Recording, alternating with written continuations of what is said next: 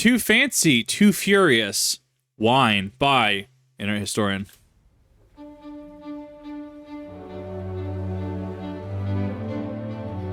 Come here, little fella. I want to tell you a secret. Uh-huh. I'm just like you. My God. We're both down here in the dirt. Mine just happens to be imported. You are fighting in traffic, and I am fighting charges of trafficking. We're so similar. You're working a 9-to-5 job, and I am having to look at that. We're both going through it. Yeah. So don't hate me. I'm not the problem. It's the wine snobs. They're the ones that look down on you. And Always. frankly, I don't blame them. No, he's learning. Listen, let me pull you up by your bootstraps. Uh-huh. What if I made you my little Pygmalion? What? That's a reference that you wouldn't get. You know what? Perhaps I shall make a series of videos that will give you some sort of clue about fancy things. Uh-huh. Yes, that's what I'll do. Something to give you just enough information to bluff your way through a fancy dinner. Did you know that Da Vinci painted the Mona Lisa? Somebody had to hold open the gates for the barbarians. Why not me? So let's do it. Let's look at wine. He played that intro. That was 1 minute 38 seconds for that intro. It was the long game, but I think that it was very on brand. I think that was very on subject. It was good. Like he strung it along for a solid 98 seconds. The Mountain Dew of upper society. Nice. With wine, there is only one rule. Kill or be killed. And if you want to survive the night, here are 6 things you should know about wine. Uh-huh. I'm ready. Tell me the things. Somebody that doesn't To know you Jack. muggles, the words on these bottles must seem like a mystery. Pinot Noir is very, very popular, having worked in a bar-like setting. A lot of people like their Pinot Noirs. Very popular. Not Noir? But us landlords, we, the pink Himalayan salt of the earth, we know what they mean. They are grape names. Uh-huh. Look upon this grapevine. It makes grape berries. Now, there are many different species of grape berry. I'm going to be honest, Final Fantasy XIV has conditioned me. I was like, why are they not square? Why are they not squapes? Without missing a beat. What is wrong with me? And whatever the berry species is will determine the type of wine. This is Chardonnay, so it will make Chardonnay. Merlot grapes, they make Merlot wine. Grape names are mostly French. Gross. But for example, in English, Pinot Noir means black pine, because it kinda looks like a black pine cone. Yeah, I if you can see squint. that. Yeah. Here's some of the other names. You can pause it. Pinot Grigio. I've never heard it spelled that way, but yeah, Grey Pine, Sauvignon Blanc, Wild White, makes sense. Cabernet Sauvignon, Wild Cabernet. Cabernet means something like black grapevine. Merlot, especially means little blackbird. Shiraz, I'm assuming I'm pronounced that, also called Syrah. I'm going to try that. Sort of. It's complicated, named after city in present-day Iran. Chardonnay, a village called Chardonnay, from the Latin carduce, meaning wild thistle artichoke. Isn't there actually some contention in the wine world about certain wines being called a specific thing, but they can only ever be that if they were from that region? I think that was a thing in an Italian wines thing, I think. Or am I thinking of champagne? I could be thinking of champagne. Wine grapes are not like the kind you get at the supermarket. Those are table grapes. You can think of it kind of like the difference between cooking chocolate and regular chocolate. Okay, You makes sense. can eat them. Ugh. But they're overly sugary and kind of full of seeds and just not as nice to snack on. So the Okay, grape type is the main word on the bottle. But sometimes there are other words as well. What? For example, this Bourgogne. What the hell is a Chablis? It's that all Chablis? regions. Allow me to explain. Through the medium of song. Oh no. There's Chianti and Piedmont, also there's Burgundy. Don't forget Chablis Bordeaux. This one's from Italy, this one's from Italy, this one's from France, this one's from France, this one's from France, this one's from France. They're all from France. We're Italy. Look, the general rule is, if you see a term you don't understand, it's probably just the French or the Italians being all la-dee-da about their particular region. But the naming convention makes sense. It's right. I guess it's similar to how if you like classifications on animals, right? Like kingdom, phylum, class, order, family, genus, species. How you have like Canis domesticus. I almost said Necco. That is not what that was. Like what felinus domesticus, right? The domestic cat, domestic dog. Where it's like, oh, this is a Chablis Pinot Noir. I'm pretty sure they offer at least something, right? But it makes sense. The naming convention does make sense as long as it's consistent. All right, let's move on to price. Come on, I know a place. We're here. I can tell by the name on the sign. Now, don't embarrass me, I didn't bring my ID. Box wine, Fiddle-dee-dee, my beloved. look at all these bottles. So many options. Ooh, a cheeky $200 bottle. And here, a $20 bottle. So we have a fancy Albertsons. Those that are in the Northwest probably know Albertsons. I think it isn't owned by. I think they're owned by Kroger. I think I'd have to double check. But the fancy Albertsons that they have bottles of wine that are like 3,000. I think they have a few that are like 10,000. And it's like you couldn't pay me to hold that. I don't trust my ability to hold things and not trip or mess something up.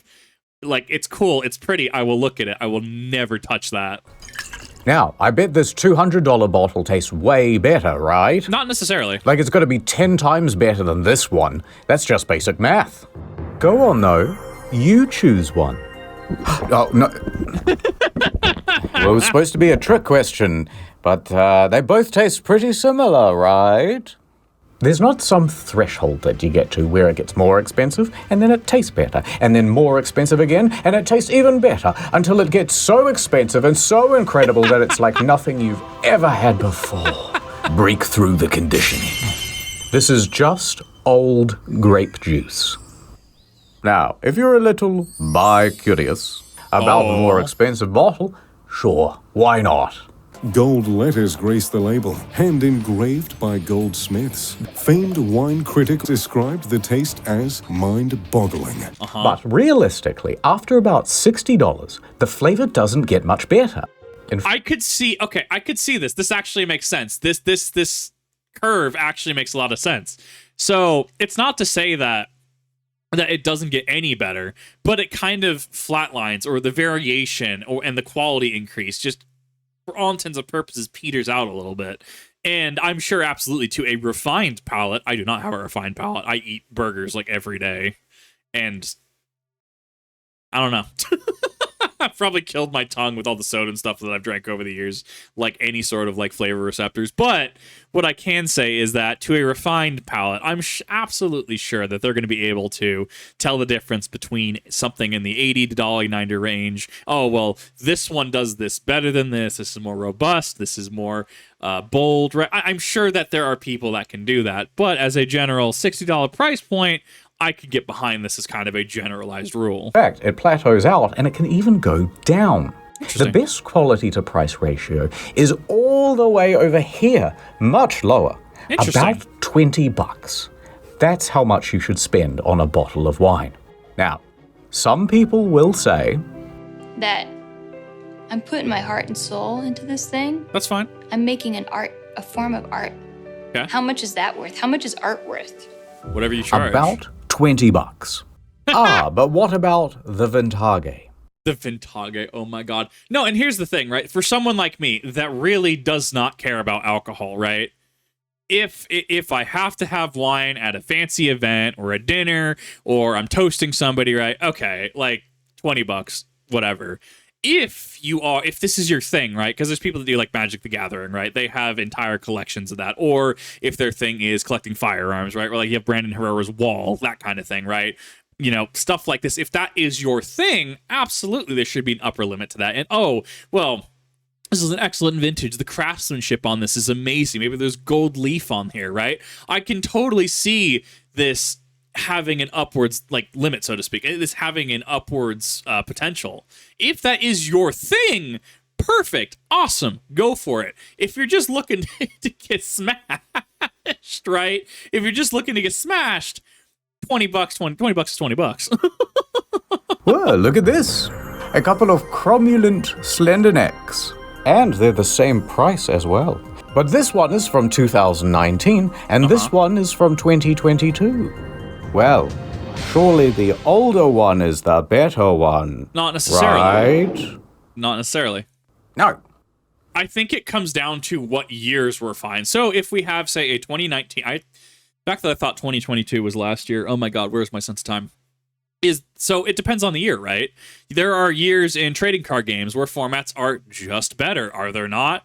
Like, oh, yeah, I liked when this was legal. I liked when this was a format. If you go and talk about Ford Broncos, right? 1977 Ford Bronco or 1978 Ford Bronco, a lot of people will say are better than a 1981 Ford Bronco, right? A lot of people will say, well, if you got a SIG P226 manufactured in this year before it was tried, true, and tested versus this year, it could be better, right? And I would see this absolutely being the same thing. 2019 might have been a good year, might be excellent, might be a great quality, but 2022, maybe it was a bad year, maybe something happened, maybe the quality just wasn't up there, right? So I can totally see old not necessarily equating to quality. Many people think that the wine aging goes like this, and the flavor just keeps getting better over time. Wrong, wrong, wrong! The wine at the store has already been aged at the winery. I don't need to be more aged by sitting on this shelf and just collecting dust, or spending years at the back of your pantry at home.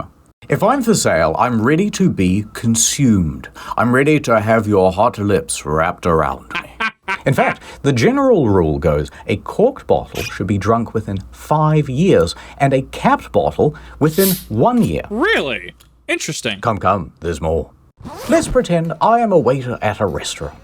You happen to be wearing a shirt, and so I have mistaken you as a paying customer. As a waiter, the first thing I will press you about will be food pairings. Okay. White wine with fish, a Merlot with pork. Honestly, this is a whole, I'm going to say study in itself. What alcohol realistically goes better with things? It is a whole world I personally have not delved into, but if you want a rabbit hole, it absolutely exists. Well, kid, I'm going to have to pair this truth nugget with something you don't want to hear. My God. The food pairing doesn't really matter. Well, It's yeah, I all can see that. completely subjective. That I can It's find. cuisine by horoscope. There are some general guidelines that could be useful, but there are so many exceptions, and it's also subjective with, yeah, this, but no, not. But sometimes actually, yes, this, but it depends on that inconsistencies that there's no meaningful distinction between a studied expert and a blind guesser. I can absolutely see this being a thing. So, as once again, a generalized rule, right? A generalized rule, oh yeah, a good white wine might, should go with, fish, or a very robust red could go with pork, right?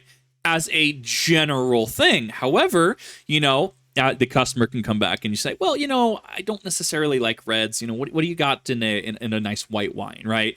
That kind of thing.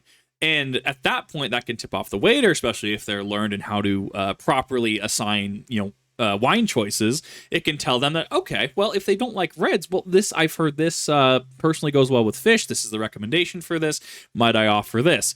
But, I hear you say, but that's breaking it. That's not that's not the right wine that's supposed to go with that. Look, it's all subjective. I like Angry Orchards, right? I can have an Angry Orchard and just be fine. There are people that will absolutely look at me and go, God, you drink Angry Orchard? Like on the very, very rare instance that I drink, and if it's available, yeah, I don't really drink. So, sometimes I'll drink, and it's like, yeah, short of like a Moscow Mule or something super sweet, like, yeah, I'll drink an Angry Orchard. It's whatever. But there are people that absolutely flame me for that. It is, as it turns out, all subjective. We have a number of things that we do. We have a number of things that we like. Everybody is different. It is a good general guideline. Etiquette showcases this is paired with this. But if you don't like it, that's also perfectly fine. It's food astrology. Pay no attention to the sommeliers in the comment section. They are bullshitting to upsell. Get the more expensive one. It goes better with the spaghetti.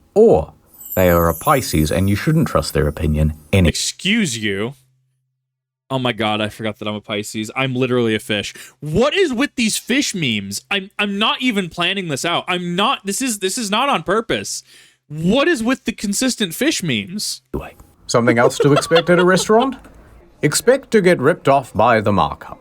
Most restaurants add a 250 to 300% markup on their wine. That and noise, the cheaper the bottle, the higher the proportional markup tends to be.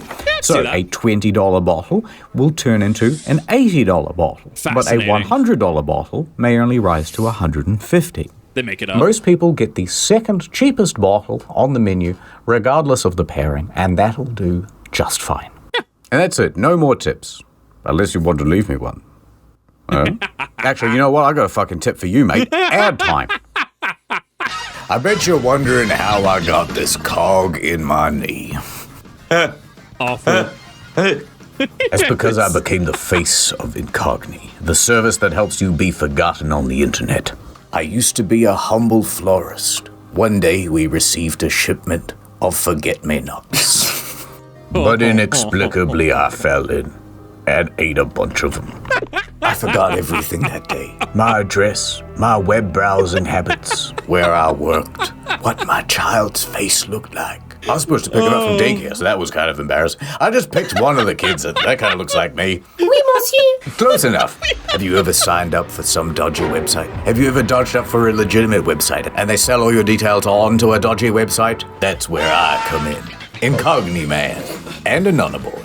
Je n'ai pas les ongles pas. There are data miners out there, data collectors, creating big servers all around the world. They take your name, your address, and your IP, and together they make a big profile, and that lives forever.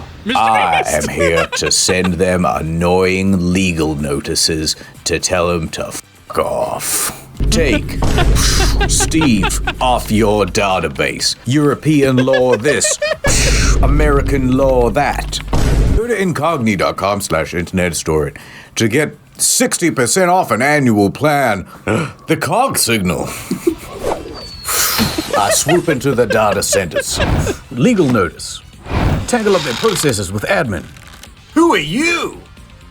I don't know. Oh, wait a minute. Incognito Nam. Go to incognito.com/internet historian. Ah, Incognito man. Remember me? Yes. I love this. This is perfect. No. No. He's a kid. Je suis très affamé, monsieur, s'il vous plaît. Whoa, that's a good deal. Ad over. I'm going to be honest. 10 out of 10. 10 out of 10 ad. The audio quality was consistent. I liked it. It was very thematic. The transition into it, while abrupt, fit very, very well with the rest of the video. It had its own story. It had its own hook. I loved it. The more I was like, starting with 9 out of 10. I don't know what could have made that better, honestly. I think that was a perfect ad read, in my own opinion. That was amazing. That was an absolute experience and pleasure to watch. Thank you for that, Internet Historian. That was amazing. Yeah. That's what I got for that. I was gonna go say something I think witty about cybersecurity and stuff, but nothing I haven't really addressed before. I also like that Nordman showed up. That was a neat little cameo. Welcome to the Wine Underground. We have our meetings here because it stays at a very pleasant temperature. Yeah. You know, us wine masons, we control everything. We are few, but many. That doesn't make sense. Look at the back of this bottle. See the No Fat Chicks logo? What? Oh. We put that there. God, please. Oh, fuck.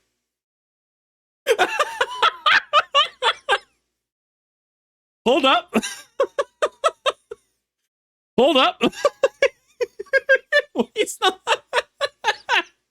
It's not technically wrong.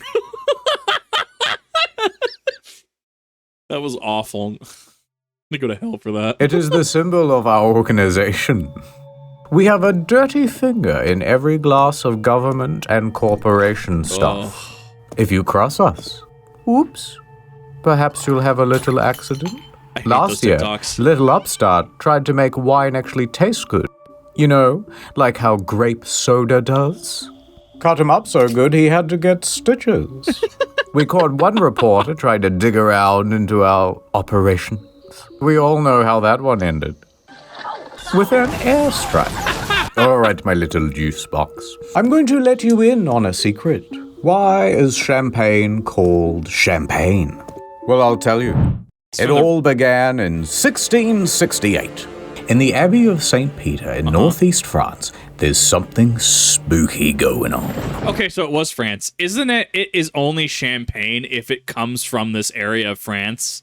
And that even if it is the correct thing, like the correct mixture, the correct grapes and everything, if it's not from this area, it's technically not real champagne. I know there was a rabbit hole at some point that touched on that. It's springtime, and in the cellar where they keep all the wine, bottles would suddenly, unexpectedly, explode. Yeah, okay. Yeah. Now, this was especially common during morning mass. That's a bad omen. Sometimes the explosions would cause little chain reactions, and bottle after bottle would break down the line, ruin. Parishes were often in charge of producing and storing alcohols for the village, sometimes for ceremonial purposes, i.e. the Eucharist, but means as a community thing as well as a means of controlling supply of alcohol. I can actually see that being a church thing, something that the church is delegated to do. I could totally see that in setting. I know I usually kind of complain about things like this that are left kind of, oh, well, they didn't explain this via voice. They just kind of left it as a footnote. This is actually a good use of that because this is extra information that, while pertinent, is not necessarily mandatory for you to know. This kind of footnote / cliff note kind of thing, I think, is a perfect use of this. If he were to say something along the lines of, the specific grapes being used and put that as a footnote, like, oh, the specific grapes being used are why it's called this, instead of explaining it, that's a little different. The majority of the crop. The peasants were frightened and also parched. Sacre Bleu, lay wine. What is happening? The monks would refer to this as the devil's wine. Lay wine is cursed. Legod, he must be anger at us. Anger? We need a hero. In walks Dom Perignon. He is just the man for the job. A Benedictine monk at the abbey. He's got a new role, the cellar master. Okay. And it's his mission to find out what the hell is going on here. Makes sense. So Dom starts looking at all the bottles. And what he figures out pretty quickly is that the wine itself is releasing gas. Okay. The gas builds up pressure and... Yeah. Why that is happening, he doesn't know. But it's his job to stop it. So he gets to work, trying all sorts of things to stop his mortal enemy. The bubbles. In the first year, he tried insisting that only the youngest grapes be picked. Perhaps this will stop your bubbles. And it didn't.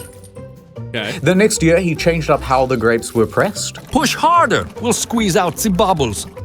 Son of a bitch. Okay. He tried picking the grapes very early in the morning and no other time.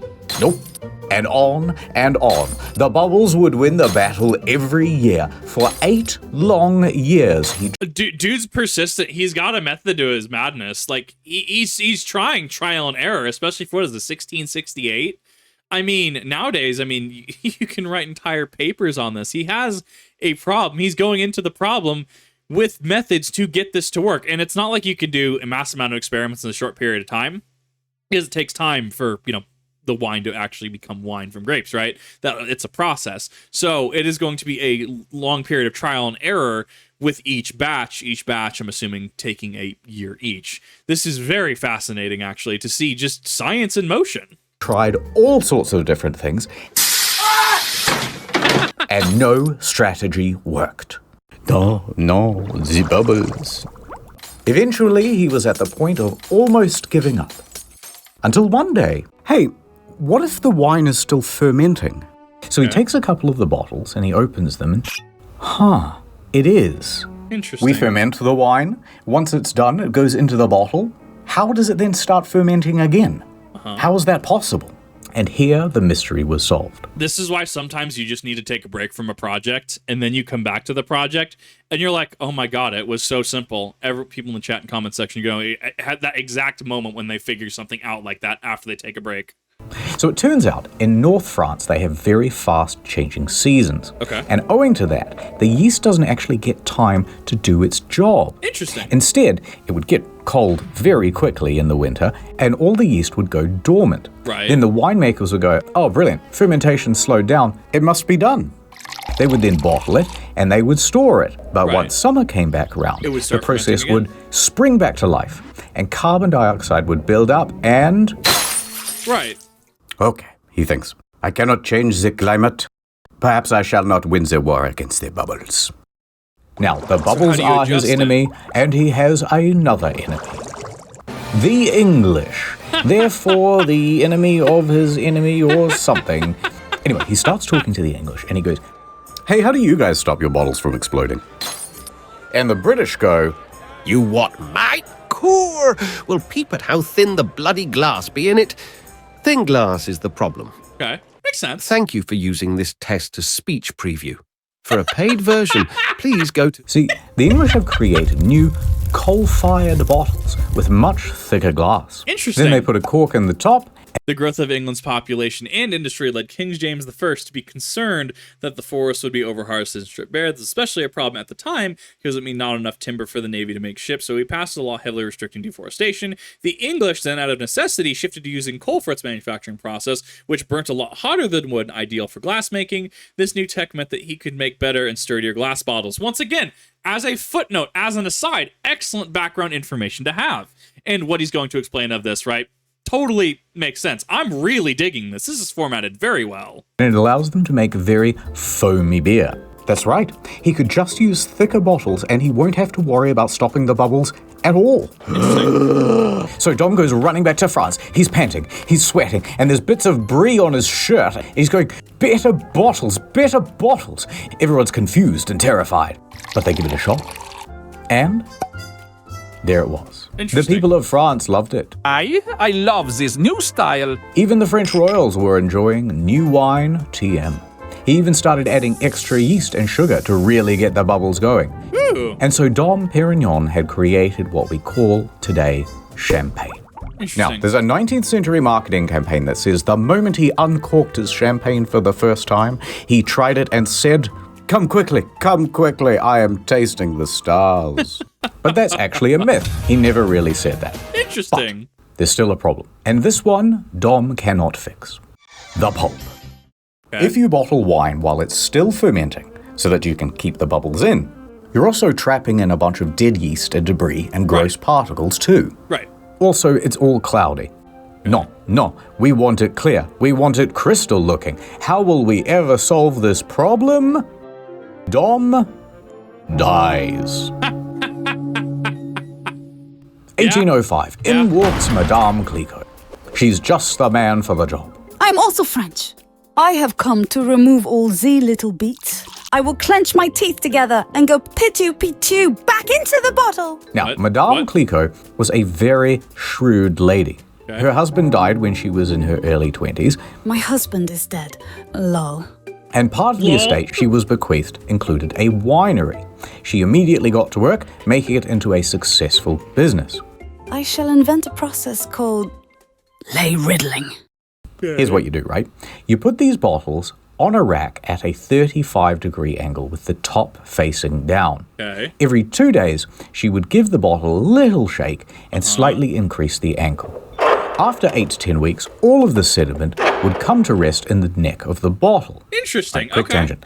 Did you know that with Before we get into the quick tangent, that actually makes a lot of sense because it's not like you're trying to force it to do something in a very quick period of time. What you're doing is any sediment, anything in there is being just moved ever so slightly because of the 35-degree angle, and thus increasing the angle over a long period of time and also rotating it, make sure everything funnels down to that point. That's very interesting, actually. when you increase the salt concentration in water, you can drop its temperature down much lower without it freezing. Right. Tangent over. So she takes this sub-zero salt water Okay. and dips the neck of the bottle in there. Then lets it sit until the neck freezes. Now you have a sort of frozen cork filled with all of the gross pulp, and then you simply pop off the it. top. And the whole thing goes shooting out as a fun prank for your friends and family. Oh, Oh, that makes so much sense, though. That's actually brilliant. Then they add in a little more extra base wine and sugar and leave it to age. And with that, Clicquot has just created a clear, sparkling wine. And that is riddling. And Madame Clicquot is... The Riddler. So Dom Perignon and Madame Clicquot are both credited as the godfather and godmother of champagne. Fair enough. Today, the Dom and Clique brands are owned by LVMH, the same parent company that owns Louis Vuitton, Tag Heuer, Tiffany & Co., Hennessy. Actually, pretty much every luxury brand. But why is it called champagne? Well, that's because it comes from the Champagne region, you dummy. And anything else with bubbles is just sparkling wine. There we go. Okay, a sparkling wine is the higher order term, so champagne is a type of sparkling wine. There are many other different types of sparkling wine, Prosecco probably being the most notable, although its production process is different, as instead of being fermented in the bottle, the wine is fermented in highly pressure-resistant metal casks. Madame Clicquot also was arguably invented the rosé. Interesting, she invented the rosé too. Also, many of the first champagnes were made using red wine grapes. All very fascinating. Yeah, no, that was a perfect cliff note right there, honestly. That was great. Oh, it's you. I was just looking out over the sunset. You know how it is. Thinking about stuff that happened in the past. I remember it all too well. It was literally 1984. Some people think that's yesterday. I was walking home with my parents from the opera. Come on, I think 2005 was yesterday, to be fair. Hey, let's take a little shortcut, they said. We can cut through here. We were walking down a well-lit alleyway. It was nothing but quaint restaurants and bistros. Then suddenly, a man holding a bottle of Shiraz came out of nowhere. Just a tipple, he said. I was terrified. I knew nothing about wine. Go on, he said. My hands were shaking, knees weak, arms heavy. Complex aroma, wouldn't you say? Ooh, very good tannins. Oh, really? Yep. What's a tannin? I don't know. My parents died from embarrassment right there on the spot. I'm sorry, Daddy. Just a tipple. It's too late for me, but I don't want the same thing to happen to you. That's why we have to learn about how to serve wine. The amount of Batman memes in this one are actually super great. This goes hard.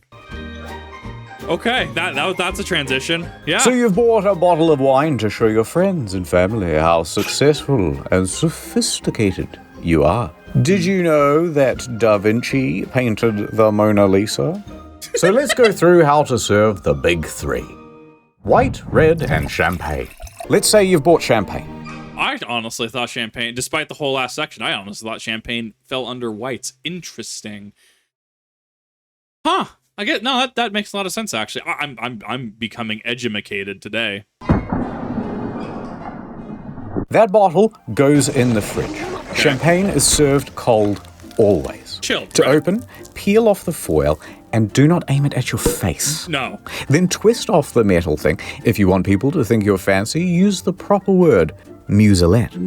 Muselette. The irony that I was literally just talking in a reaction video I was doing recently about cannons and why you shouldn't put anything over a bore, over a barrel, because a system under pressure that is meant to release in a single direction, how that's just gonna just fly out there, right? Don't put your face, hand, anything, anyone in the path of a system under pressure's exit. Like that's never gonna be a good thing. Désolé. It helps to contain the pressure. Again, don't aim this thing at your face. It's really worth repeating. The PSI inside a champagne bottle is 70 to 90. That puts it in the same league as a nail gun. So the cork comes out at about 50 miles an hour. Wow. And if you're in a house, you want to hold onto it very firmly with your hand. If you're Bezos, or you just won the Grand Prix, fling it over some ladies. But if you want to be really fancy, you can use a sword. This has been a tradition for a couple hundred years, popularized by Napoleon. After each victory, the army would use their sabers to crack one open for the boys. But the sword's just ceremonial. You can use pretty much any blunt object to knock off the top. A phone, a shoe, this fish head. If it's cold, it shouldn't fizz over too much, but you might want to have someone on the side with a ready glass. Honestly, that's because I've seen that on TikTok a lot. I've seen a lot of people doing this. They'll do like and they'll hit it off. It's actually interesting to know that's not just a modern trend, and that actually has historical relevance to it and actual historical events behind that. That's very fascinating to me. Which, if anything, clearly you can have your ceremonial drinking sword. Is this justification for that? Can we all have ceremonial drinking swords that we just use to open beers and champagne and stuff? That's what I'm hearing from this. The glass type should either be a tulip or a flute. Although, if you've seen The Great Gatsby, you may notice that they use these. Up until the mid-1900s, people used coupes. Okay. That's because, back in the day, excessive effervescence wasn't very cool. So these cups helped actually dispel the bubbles faster. In fact, sometimes they'd even use a small whisk or a fork to dissipate all the bubbles. Interesting. Now, there's actually an old myth that the shape and size of the coupe was molded from one of Marie Antoinette's buboes. But it's probably not true. Probably not. Eventually, bubbles became a fancy feature, so the flute was adopted. They can be made from glass, but preferably they're made from crystal, so that they shimmer as much as possible. Crystal is a special type of glass made with added minerals baked in. Traditionally, the additive was lead oxide. I actually didn't know this. I, for some reason, thought it was they were shaping it from actual... I don't know. I don't know what I thought it was. I thought it was naturally occurring. This is actually interesting, though. The additives gives glass more strength, allowing it to be made thinner than regular glass. It also makes them slightly porous, giving extra sparkle. This is fascinating, actually. I'm super digging this entire history lesson. And the best flutes would also feature a small rough spot right there at the center of the glass at the bottom to create a sort of tornado of bubbles. Anyway, as you pour, tilt sideways so it isn't all head, and don't pour more than 2/3 full. Okay, makes sense. White wine. White wine is best served chilled too. Okay, then I will redact my prior statement. So, this is chilled. Champagnes are cool. They're cool. They're cold. Interesting. 10 to 15 degrees though, not fridge cold. Use a small glass bowl and pour to about half full. And when you drink, do a little sniff test and, aerate it a bit.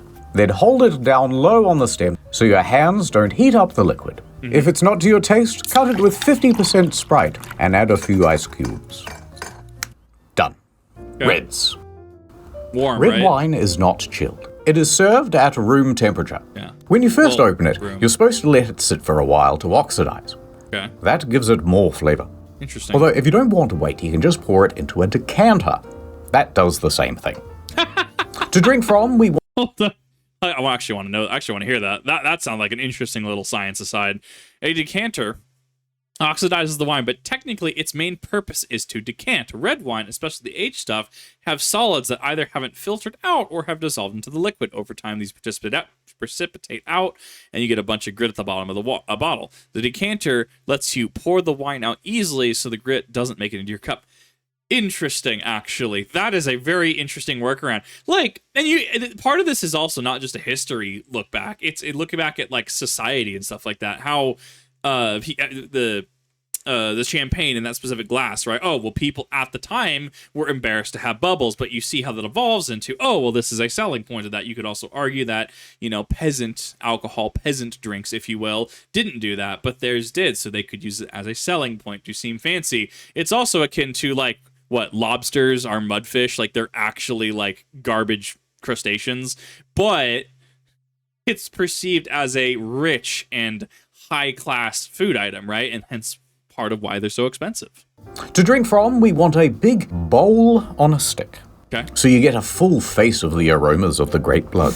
Okay, so it funnels to you. When you pour the thing, fill it about 1/3 full. That's pretty much it. However, when it comes to wine snobbery, red wine snobbery is at the top of the Maslow hierarchy. Crushed white rock. It's almost like a rock quarry. Oh my god, shut up. And there's a taste testing thing that people do, and they all go a bit mental, and it's kind of gross, and it looks dumb. But if you think you're ready for the ultimate test, ready to take the one-chip challenge of enology, then here's how you do it. Okay. When the waiter comes over, insist on taking a teensy sample. Inspect for color, clarity, and legs. Legs refers to how viscous the wine is. Interesting. Smell it. Smells like a red wine. Swirl it around on the table, making a loud scratching noise so that everyone knows you're a connoisseur. Swirling the wine glass is almost like turning up the volume on the stereo. When you taste it, you're supposed to get it over every part of your mouth, so that when you brush your teeth later, it's awful. Then take in big sips of air. This is where you comment on the texture and taste. Complex notes! You yell across the room. Now this is the best part. You can just make shit up about vanilla smatterings or citrusy undercurrents. I swear, there's a hint of blueberry. It's one of those things that's kinda true, but subjective. Wines do vary a lot in flavor and have many different subtle tastes that people are able to pick out. These are reactive aromatic compounds brought about through the sugar content in the grape, type of grape, soil, climate, acidity, method of fermentation, as well as a secondary fermentation process called malolactic fermentation, which shapes the texture of the wine. To boot, woody compounds that leach out mix too, e.g. from aging in oak barrels. There are no artificial flavors added, e.g. if there are chocolatey notes, that's owing to there being reactive compounds in the wine mixtures, pyrazines, appearing there organically. Wine, through its production, is able to bring out traces of these, but just a hint of them, not really a real flavor as such. Interesting. So it's most evocative of it. It kind of amplifies these little undertones. That's super interesting. Effective enough that no one can really refute you. So make a big show of it. There is a little bit of an earthiness, almost a graphite clay note to this. It's a little bit meaty. It's a little bit sort of rustic. There are definitely hints here of Monster Ultra sugar-free. If this is a taste test and you're sampling dozens of wines, you want to spit out the sample into this gross bucket. What? Why are we spitting out into the beer bucket? Why did I refer to it as beer bucket? It's because I worked at the place, the bistro, where we had beer buckets. We just had an bucket, threw some ice in, threw like 5 bottles of beer in it, called it good. If you're testing 100 bottles across an afternoon, this makes a lot of sense, as they often have crackers to chew or coffee beans to sniff as a sort of palate cleanser. Sometimes there's also a separate dump bucket, which is used for emptying the rest of the glass. That I can see, though. If it's like a palate cleanser, if it's to reset and you're doing a professional tasting or you're doing a tasting, I can see this actually making sense. Gross. Disgusting. I'm assuming the person that is spitting into said bucket is the one getting rid of it because that's biohazard status, but I can actually see why this is a thing. That just sounds god-awful, though, if someone else has to take care of it, someone else has to dump it. So you don't get too drunk. Okay, makes sense. Do not ask the waiter if you can drink from the bucket. It's the waiter's privilege, and he's very protective of it. It just gets thrown out, especially at very large gatherings like a festival where there might be hundreds of buckets. People are starting to collect it and distill it, and they're like, ooh, gross. It's cooked so germs can't survive, but still gross. That's akin to, like, Jeff Bezos. I just want to impart, this is like Jeff Bezos drinking wine, or doing a wine testing, spitting it into the bucket, them cooking the wine. So yes, technically it is sterile. It is not a biohazard. And then selling it as the Bezos special or the Bezos round 2, right? I don't know. There's just something about that kind of is like streamer bathwater tier, if that makes sense. I don't know. This is a little strange to me. Something that I personally wouldn't do. And that is how to serve wine. Okay, that's a lot of shitting on wine, people. And we shouldn't get bullied. But let me do a quick 180. Because overall, wine is good. And a little wine snobbery can be good also. Being into wine is one of the great dad hobbies. One day you will have a model train set in your basement, complete with a little walking path and the grass just right. The best part about this hobby is building the thing, getting it just perfect, and then making people sit there while you explain the little trains in excruciating detail of how they work. Now, the fun of Warhammer, that's when you save up for the little space marine man You take them out of the packet. You put on a podcast with some Warhammer in the background. Of all the Primarchs, Horus is the best kisser. And you slowly paint it yourself. And then you argue with your mates later about why the Necrophiles are the best race. There are people that spend like tens of thousands of dollars on coffee machines and equipment. And then it takes like an hour to make a coffee. And it's like only 5% better, maybe, than the ones you get at the cafe. It's the art. Now, art I could of be doing. Mr. Killjoy and come in and go, what's the point of that? Why not just buy it from the cafe? Why not just get a pre-painted Space Marine? Why not have someone else just install the train set? But then there's no ceremony, there's no fun, there's no hobby. Right. Wine is very similar. They're getting a little bit too obsessive about the thing and being like... Some lemon zest as well, lemon pith. Super tangy.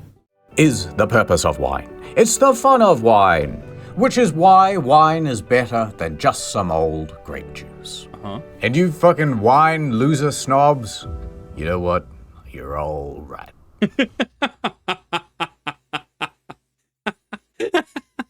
And that's about it. There's just one last thing left. Oh no. The practical. Come on, my little nouveau biche. I booked out a whole restaurant. They serve some of the best blue whale caviar here. Wait all a right, minute. you did it. You Wait. sat through the whole... That's not how that works. That's rough. Blue whale caviar. Whales are mammals. That's not how that works. And that's the joke. whole video without crying. I think this calls for a toast. Steady now. Whoop. Nice. Uh-oh. I can't believe you killed again. But it's okay. I feel like we're becoming close friends who can keep secrets and stuff. And because we're such close friends, I'm gonna keep teaching you things. That's right. You're gonna be just like me. The zoom in was I just great. cannot tell which of this is blood and which wine. By the way, this is the second video. If you haven't seen the first one, which is on Fancy at the Theatre, go look at it over here. But there's also Fancy, the Arts, on Incognito. That's already live, and there's the next Incognito on its way. Do not forget Story Mode. Do not forget Incogni. And do not forget to dream. It's okay. It's just red paint, chat. It's fine. It's just red paint. I feel like there could be a commentary on this, though, in regard to, like, hey, as it turns out, if you're into something, that's fine. If you are passionate about something, if you are, you know, this is your thing, you're able to correctly, you know, diagnose, oh, well, it has a undertone and it's due to this, right? That's fine. That's why we have hobbies. That's why, as he went over at the end, why we paint Space Marines, why and Warhammer figures, why we build train sets, why we do things. Because yes, it could be as simple as someone giving you something or installing it or just getting it, but it's more than that. It's the process. It's building that. And don't get me wrong, like anyone can take it a little too far, and it's finding that balance, right? If you are, for example, say you're a wine connoisseur and you're out with your buddies, you're out with your friends, and you know, maybe they're not, do you necessarily go, such a robust flavor with some lemony undertones. Yes, I can tell exactly, right? You might come across as a little pretentious. However, in the right company, right? Say you are wine connoisseur and you're with other wine connoisseurs, that is you talking the lingo, right? That's you talking with everyone else to communicate that you're aware in this field. That's like saying, you know, man, set 20, what was it? Set 23, I think, in Naruto CCG. The Warhawk is one of the best draw missions in the entire game. Literally no one in chat's not going to know what I talk about.